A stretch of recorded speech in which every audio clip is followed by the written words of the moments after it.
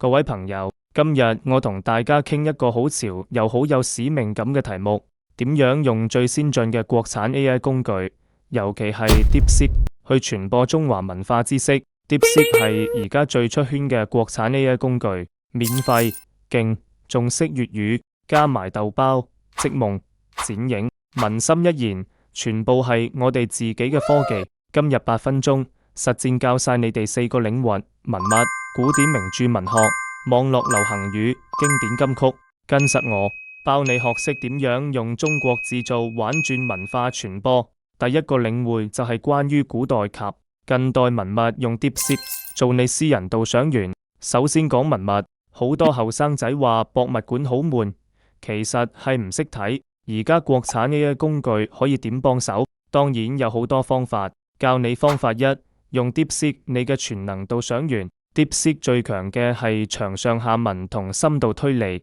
你去博物館之前，打開 DeepSeek，輸入你係一個宋朝瓷器師傅，用3分鐘介紹青花瓷，要講到中學生名，加少少幽默，用粵語，佢即刻變身古人，連語氣、術語、生活背景都還原出嚟。你錄低佢，行博物館嗰陣聽住行，即刻變身文化探險家。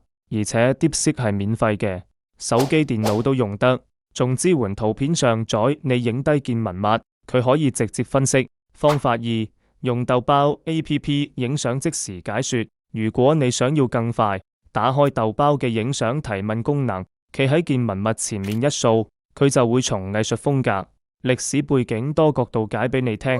俾個小貼士你，去香港文化博物館之前，先用 DeepSeek 幫你出份個人化參觀地圖，問佢香港文化博物館最值得睇嘅3件文物係咩？點解？咁就唔使盲中中。第二個領域係中國古典文學，揀咗最受細路仔歡迎嘅《西遊記》，用織夢加剪影帶你重新認識中國4大名著。講到《西遊記》，好多人只係識師徒4人去打怪，而家用國產呢啲工具，你可以玩出新花樣。玩法之一，例如用 DeepSeek 幫你寫劇本。首先用 DeepSeek 輸入你係一個搞笑段子博主，幫我生成5條現代職場版《西遊記》劇本，每條30秒，要用粵語。DeepSeek 會即刻俾你一堆創意，例如孫悟空用 DeepSeek 寫辭職信，唐僧喺 WhatsApp group 鬧八戒。玩法之2，用字節跳動旗下嘅織夢 AI 生成短片，跟住用織夢 AI 將 DeepSeek 生成嘅劇本轉成3D 卡通短片，再用剪影配音加字幕加配樂一夜搞掂。玩法之3，唐僧坐高鐵以經典撞現代。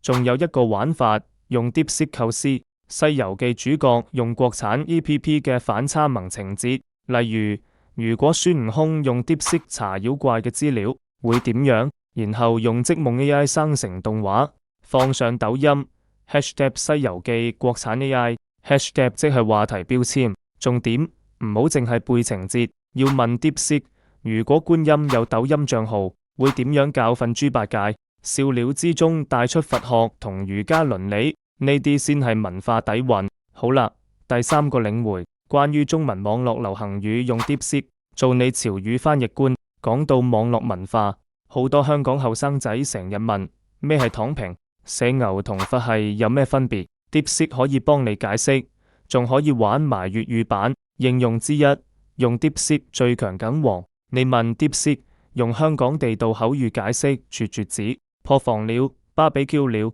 並舉一個 TVB 劇嘅例子，佢會答你破防了即係乜咁興啊，搞到我眼濕濕，好似愛回家紅樹根見到阿女出嫁咁。清楚未？應用之2，文心一言生成粵語梗圖，即係 meme 圖，然後用文心一言嘅生圖功能輸入生成一張梗圖，一個阿婆打麻雀，上面寫你同我講躺平，我4圈未食糊都未躺啊，放上小紅書或者抖音，包保呃到好多 like。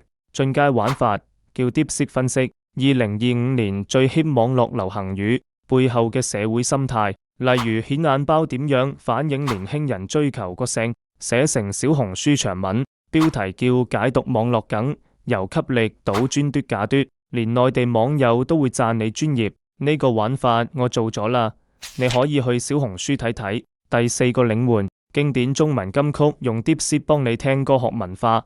最後講經典金曲，即係有鄧麗君唱嘅《月亮代表我的心》，到 Beyond 嘅《海闊天空》，甚至聲生不息節目嗰啲。DeepSeek 點樣令首歌嘅文化內涵浮出水面？技巧之一，用 DeepSeek 對歌詞深度解讀。譬如你問 DeepSeek 從文學修辭同歷史背景分析上海灘歌詞浪奔浪流，點樣隱喻80年代香港前途？佢會俾你一篇幾百字嘅深度文，分點列出比喻、對象、象徵。你錄成1分鐘短片，配反原曲做背景音樂，放上 B 站。標題打原來首歌咁有深度。技巧之二，用剪影克隆把聲。如果你想自己創作，可以用剪影嘅配音功能。剪影入面有齊各種經典音色，甚至可以用聲音克隆功能訓練你把聲，然後配落你嘅文化解說短片。特別推介用 DeepSeek 分析歌詞入面嘅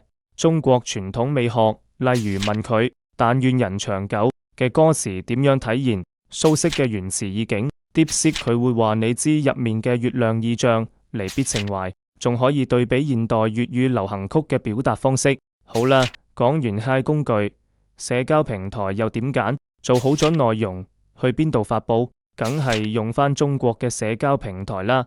介紹4個好 hit 嘅平台俾你哋：一、抖音，短片主陣地，適合 AI 生成嘅西遊記動畫梗圖解說；二、小紅書，女性用戶為主，適合文物解讀、金曲文化分析；三、D 站，知識區用戶活躍，適合長片深度解說；四、微信視頻號，打通朋友圈，適合分享俾親友。記住 hashtag 一定要落齊。中華文化國產 AI DeepSeek，豆包即夢民心一言粵語文化。